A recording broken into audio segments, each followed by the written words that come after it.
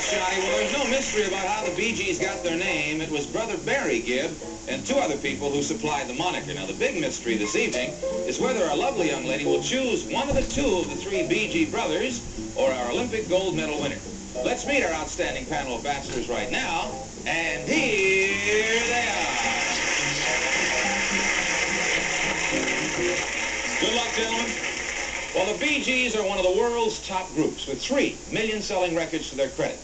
Their latest UK release, by the way, is I've Got to Get a Message to You, which was written by bachelor number 1 and his 2 brothers. Here's the Bee Gees' Maurice Gibb. Maurice, welcome to the show. Good luck. A member of the Santa Clara Swim Club, the world's greatest incubator of Olympic swimmers, bachelor number 3 has only been beaten once in the 200-meter freestyle. During the Tokyo Olympics of 1964, he won 4 gold medals for the United States and broke the world's record for freestyle swimming. In the Olympic trials held in Los Angeles in September, he broke his own freestyle record, and he'll be competing again next week in Mexico City. We're delighted to welcome to the dating game, Don Scholander. Don, welcome. Well, bachelor number 3 is another member of that renowned musical family. Upon completing their present American tour, they'll return to England to make a feature motion picture. Meanwhile, we have the pleasure of welcoming to the dating game Maurice Gibb's twin brother, Robin Gibb. Robin, good luck to you. And there is what I'd term a star-laden panel for game number 2. Now, in order to keep our young lady from hearing the introductions of our 3 gentlemen, we've been keeping her isolated off stage in a soundproof room. May we introduce her to you and you right now. She's a student majoring in theater arts, and she's a sales girl at one of Los Angeles' larger department stores. Music is an integral part of her active life, and she's taking jazz lessons to enlarge that interest. From La Habra, California, may we welcome Debbie Chenoweth. Hi, Debbie. You ready? Okay. Debbie, first of all, you know how to play the game, right? You ask the questions. From the answers, you decide which one you're going to select as your date. You have your questions all set? Yeah. Then we'll start with a hello and see how they sound over there. Bachelor number 1, would you please say good afternoon to Debbie, please? Hello, Debbie.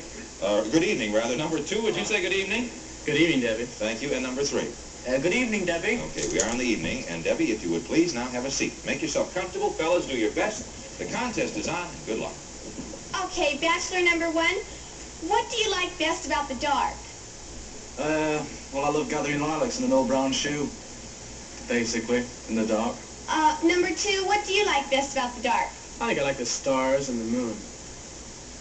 Okay, bachelor number 3, if you came over to my house and my mother was playing cards with a tomato and my father was talking on a banana and I was wrestling with the grapefruit, what would you do to fit into the family? I'd join in. With what? What would you do to join in? Well, if I came over and saw a family like that, I think you could get away with anything. That's true.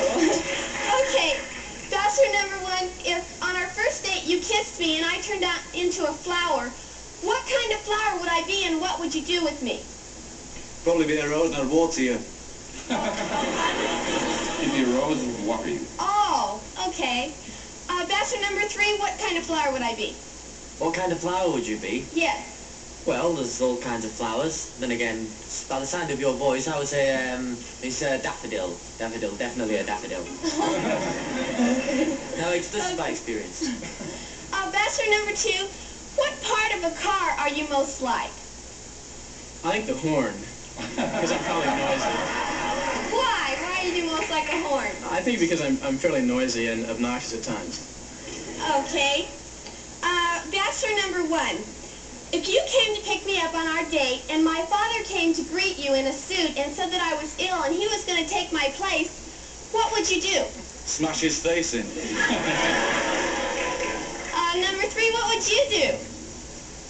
Well, as a gentleman, I think I would take legal precautions because, you know, not one can be violent in such a case as this. I mean, I wouldn't go around smashing your dad up.